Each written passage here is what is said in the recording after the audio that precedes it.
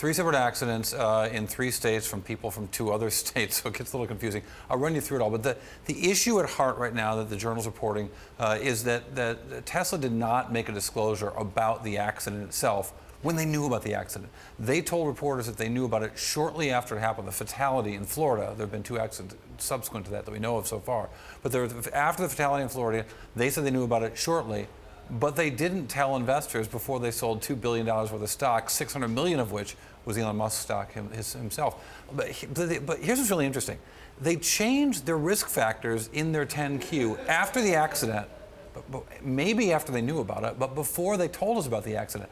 Listen to this brand new risk factor that showed up in the 10Q. Let me read this. They wrote that claims related to any misuse or failures of our new technology that we are pioneering, including Autopilot, could generate substantial negative publicity about our products and business and would have a material adverse effect on our brand, business prospects, and operating results.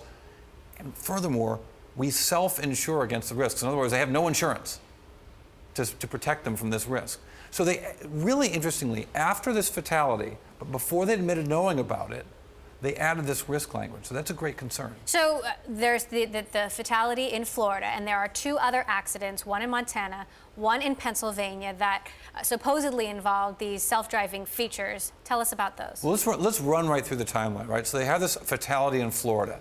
They said they learned about it shortly, and I put the date of May 8th. We don't know the exact date, but we know they learned about it shortly thereafterwards. On the 10th, they added that this is a material autopilot or risk, that Autopilot proposed a material risk, which might lessen their culpability, at least for securities lawsuits. But they didn't admit to the fact that this had already happened. Then on the 18th, the company sells $1.4 billion in stock. Elon himself sells $598 million in shares personally.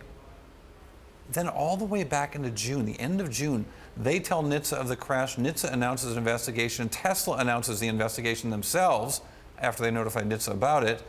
And then we find out about more. On July 1st, there's another rollover in the Model X, blamed on Autopilot. There's a guy who's a driver's from Michigan, 77-year-old guy. Then we find out over this last weekend in Montana, another crash. Guy says he's driving a car down the road and said it just veered off the road into a wooden fence. The car got really banged up. I saw some pictures online. And then we find out today, according to reporting from Dow Jones, that there is indeed an SEC investigation about the fact that there was no warning before the sales of stock, either by the company or by Elon Musk himself, that this crash happened and that they knew about it shortly after it happened. Now, in the Pennsylvania and Montana incident, there were no fatalities, Correct. But there were injuries. Correct. The one in Pennsylvania was a rollover of Model X. The one in Montana over this last weekend, the side of the car is kind of sheared off by a wooden fence. In both cases, the drivers of the car said the car was on autopilot. I don't know what happened. The accident just happened. Right. Of course, the driver of the fatality, we don't know what he saw or what led to this. It's also worth noting, and there's another story that you missed, and I don't think a lot of attention was paid to this.